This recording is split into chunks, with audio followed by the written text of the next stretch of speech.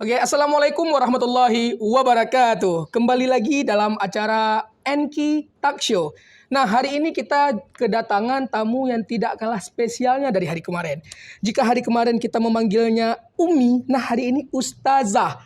Nah, di studio kita telah hadir Ustazah Firdawati. Ya. Sehat Ustazah? Alhamdulillah, luar biasa. Allahu Akbar. Allahu Akbar. Allahu Akbar. Oke. Iya. Beliau baru saja dilantik sebagai Kepala Sekolah SD IK Nurul Quran periode 2024 2026. 2 tahun ya Ustazah. Oke. Bagaimana perasaannya Ustazah? Perasaannya campur aduk ya, kayak gado-gado. Iya, Ya. salam. Oke. Seperti gado-gado. Iya, ada kaget juga pasti ya, Kaget, karena oke. tiba-tiba dipercayakan. Oke. Kemudian ya siap aja gitu ya. Siap oke. nggak siap harus maju siap. gitu kan, Demi SD IK Nurul Quran. Quran. Oke, luar biasa semangat Ustazah Firdani. Iya. Nah, dulu jika kawan-kawan pernah menonton dulunya pada tahun 2020. 2020, Ustazah Firda juga duduk di sini. Cuman waktu itu bukan sebagai kepala sekolah. Nah, pada saat itu Ustazah Firda datang sebagai wakil kesiswaan. wakil kepala sekolah bidang kesiswaan. Nah, hari ini beliau telah diangkat sebagai kepala sekolah. Ya, luar biasa. Ustazah, saya ingin bertanya Ustazah. Apa motivasi Ustazah jadi kepala sekolah? Itu dulu pertanyaan. Motivasi jadi kepala sekolah Ustazah, kenapa? Apa ya? Pastinya ingin menjadikan sesuatu atau sekolah yang kita bina ini menjadi sekolah yang dahsyat, ya kan? Seperti sesuai dengan slogan kan.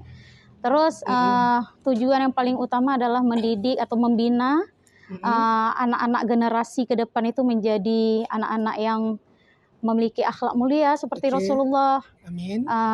Dan bisa memperjuangkan, mempertahankan agama Allah di kemudian hari ya. Iya. Karena saat ini kan kita bisa lihat sendiri kan kondisi zaman milenial ya, yang sekarang berat sudah lah. Gen Z bahkan. Iya betul. Jadi berat lah kan kondisinya. Ke depan tantangannya tuh pasti berat gitu kan. Jadi dari usia dini lah kita bina anak-anak kita itu supaya benteng pertahanan keislaman mereka, keimanan mereka itu kuat. Oke Ustazah, jika tadi Ustazah berbicara tentang tantangan mendidik anak, sekarang saya ingin tahu tantangan apa sebetulnya bagi Ustazah untuk menjadi kepala sekolah ini. Misalnya, ada nggak sesuatu langkah-langkah guna memajukan sekolah itu tadi? Pasti ada kan. Contohnya Ustazah? Jadi kita kembali ke nama sekolah kita aja itu udah berbeda ya. Iya. SD IK ya, K itu karakter. Mungkin itu salah satu juga perhatian dari masyarakat, orang para wali murid yang ingin mengantarkan buah hatinya ke sekolah kita. Jadi lebih ke pembinaan karakter mereka itu. Jadi mungkin kita kondisi saat ini untuk menguatkan iman mereka itu memang lebih memperkenalkan sirah-sirah. Sirah Nabawi, kisah bagaimana kehidupan Rasulullah. Kemudian para sahabat, para istri-istri Rasulullah, karakternya itu kan Masya Allah anak Rasulullah seperti Sayyidina Fatimah. Iya, betul. Itu hal-hal seperti itulah yang harus kita tekankan untuk anak-anak masa zaman sekarang. Artinya karakter itu tadi memang mencerminkan Rasulullah, artinya seperti itu ya? Iya benar. Oke Ustazah. Nah kemudian Ustazah, saya ingin menanyakan, program apa sih untuk menunjang itu tadi? Kan tadi kan ada karakter dahsyat misalnya, ada menjadikan ketokohan Rasulullah itu sebagai pegangan kita, fans kita hari ini. Iya. Nah, apa langkah-langkahnya Ustazah? Bentuk program seperti apa yang diimplementasikan kepada anak-anak? Iya. Jadi sebenarnya kalau saya yakin ya sahabat Nurul Quran TV udah tahu juga. Saya belum tahu Ustazah. Belum tahu ya? Belum tahu. Tapi nanti saya sampaikan mungkin ada bayangan gitu ya. program-program yang selama ini kita jalankan di Nurul Quran, khususnya mungkin di SDIK Nurul Quran itu kan banyak sekali Banyak sekali, program-program yang betul. sudah sangat bagus, memang dahsyat, dan itu insya Allah kita pertahankan. Nah, salah satu di antaranya itu kan pembinaan karakter. Pembinaan karakter anak-anak kita itu setiap hari, Pak Rahmat. Ya. Setiap hari? Setiap hari, itu di pagi, bahkan di saat awal masuk pembelajaran. Itu memang penekanan di pembinaan karakter. Melakukan apa di pembinaan karakter? Di pembinaan karakter ini untuk tahun ini mungkin program yang akan saya jalankan lebih ke sirah tadi. Sirah tadi. Menceritakan kisah ya, para sahabat, kisah bagaimana kehidupan Rasulullah, bagaimana Rasulullah tuh memperjuangkan agama Allah. Betul. Karena anak-anak ini dari usia sekaranglah kita harus memperkenalkan itu. Karena mereka nanti yang menggantikan, atau memang Rasulullah tidak tergantikan ya, tapi maksudnya mereka yang penerus. Penerus untuk menjaga agama Allah ini di akhir zaman nanti. Bagaimana mereka tuh harus punya kekuatan gitu ya, iman dari sekaranglah kita bina. Seperti itu. Jadi Rasulullah ini harus jadikan idola mereka. Jangan idola mereka anak-anak sekarang kalau kita di luar sana ya, idola mereka malah sangat jauh melenceng ya. Jangan K-pop lah ibaratnya, Ustazah.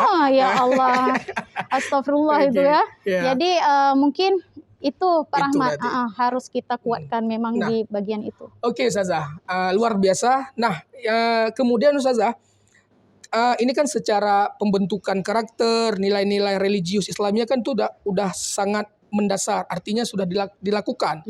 Saya ingin tahu kalau di bidang lain Ustazah, misalnya di luar tahfiz misalnya, di luar karakter tadi, ada nggak program-program yang dimunculkan selain tahfiz, selain pembinaan karakter tadi? Sebenarnya umum, misalnya kegiatan umum. Kalau kegiatan umum itu seperti saya bilang tadi ya, sebenarnya program kita sudah sangat banyak. Di antaranya kita dari bidang olahraga ya, karena itu juga ya karakter anak-anak atau potensi anak-anak itu kan berbeda-beda ya. Olahraga apa Ustazah? Kalau saya boleh tahu. Kita ada karate, ada futsal atau sepak bola juga ada ya. Kemudian renang.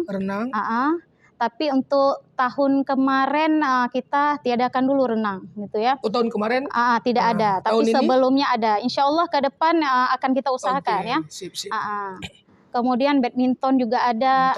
Karena gini ya, kondisi anak-anak tuh kan punya potensi memang di bidang olahraga. Jadi kita tidak bisa juga hanya memikat mereka hanya di bidang pembelajaran keagamaan, Al-Quran atau yang lain. Nah, tapi bukan berarti saat mereka punya kemampuan di bidang olahraga, tetapi Al-Quran ini tetap di jiwa mereka gitu, Pak Rahmat. Nah, oke Ustazah. SDIK ini kan identik dengan Al-Qur'annya, karena jelas itu SDIK Nurul Quran. Betul. Artinya memang dari sedini mungkin anak-anak dibiasakan untuk membaca dan menghafal Al-Quran. Betul. Nah, ada nggak Ustazah target khusus dari SDIK? Misalnya ketika kelas sekian dia harus sekian, ada tak? Pasti ada gitu ya. Jadi memang itu sekarang kita sebutnya bukan program unggulan lagi, Pak Rahmat. Kalau unggulan itu kan dia pilihan ya. Ada beberapa gitu. Tapi kalau sekarang SDIK Nurul Quran itu, Al-Quran itu program utama, Pak Rahmat. Wajib. Paling di atas. Paling atas, wajib. Utama berarti. Oke. Benar. Karena kan memang itu salah satu yang harapan dari wali murid ya. Masyarakat kita sekarang mencari atau mempercayai anaknya ke sekolah kita memang bagian Al-Qur'annya kan. Jadi untuk pembelajaran Al-Qur'an itu memang karena mereka peralihan dari PAUD, itu kita menggunakan 3 metode pembelajaran Al-Qur'an. 3 metode? 4 karena ada tahsin juga. Jadi yang pertama itu kita menggunakan metode Iqra. Metode Iqra. Iqra ini memang sudah umum ya. Bagi orang tua juga mudah gitu. Mungkin di lingkungan di luar sana juga anaknya ada diantarkan TPA. Jadi biar sedikit nyambung gitu ya. Jadi kelas 1 itu kita targetnya 1 semester 3 jilid. Tiga jadi jilid. iya, 3 Oke. jilid Iqra 1, 2 dan 3. Dan 3, oke. Semester 2 tambah 3 jilid lagi 4, 5 dan 6. Oke. Jadi kelas 1 Kelas itu 1 1 tahun selesai tuh. selesai Iqra. Oke. Kelas 2 wajib bisa baca Al-Qur'an. Oke. Iya. Jadi kelas 2 itu kita fokus ke tahsin Pak Rahmat. Oke. Karena anak-anak ketika mereka mau menghafal Al-Qur'an, mereka itu memang bacaannya harus bagus dulu. Oke. Kemudian di kelas 3 baru kita mulai menghafal Al-Qur'an. Menghafal Al-Qur'an berarti di kelas 3. Iya, di kelas 3. Menggunakan metode? Di situ kita menggunakan 2 metode. Oke. Metode Jibril dan metode Sabak-Sabaki Pakistani ya. Oke. Jadi apa perbedaan antara 2 metode ini? Metode Jibril ini dia keseragaman Pak Rahmat. Keseragaman. Right. Iya, keseragaman. Kemudian bacaannya menggunakan irama sama semua. Oke. Selesainya juga sama. Jadi per hari itu satu warna. Jadi kita menyediakan buku Al-Qur'an metode Jibril. Al-Qur'an khusus berarti. Khusus Nurul Quran. Kemudian satu halaman itu ada 4 warna. Ada 4 warna. 4 warna. Okay. Jadi kita kan aktif sekolah itu Senin, Selasa, Rabu, Kamis. 4 hari itu satu halaman selesai. Di hari Jumat murojaahnya. Oh, Senin sampai Kamis artinya menghafal. Jumatnya setor Jumat berarti. Murojaah. Iya, Oke. Betul. Jadi seterusnya dan insya Allah 1 tahun selesai 1 juz 30 kalau kelas 3. Oke.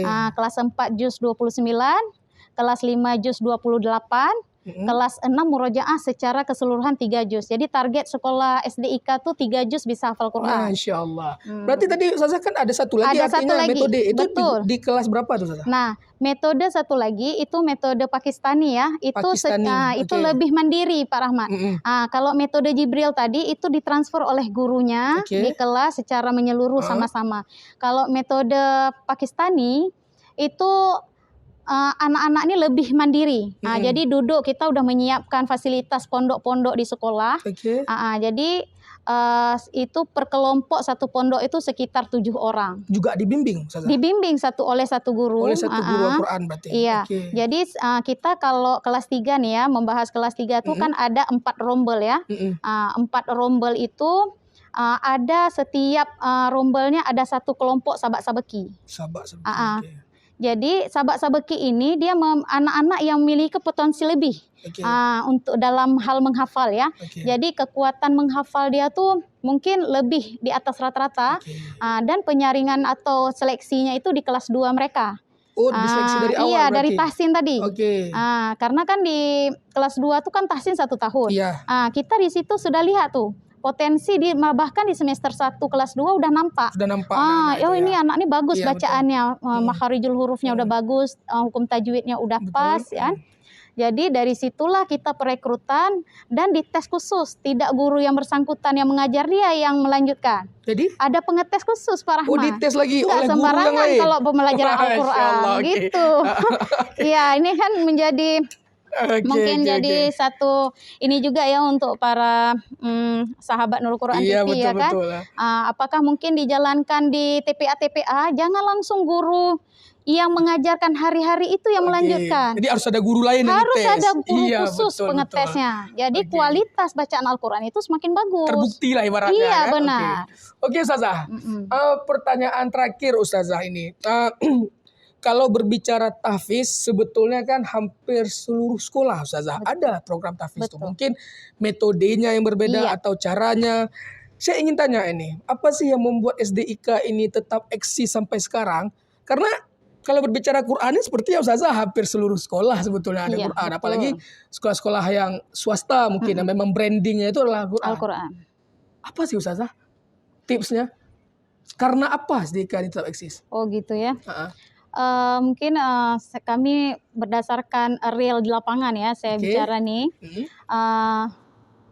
Jadi ada penyampaian mungkin dari beberapa wali murid yang menyampaikan bahwa di saat anaknya sudah lulus mungkin ya, sudah lulus dari kita 6 tahun, kemudian lanjut ke sekolah menengah.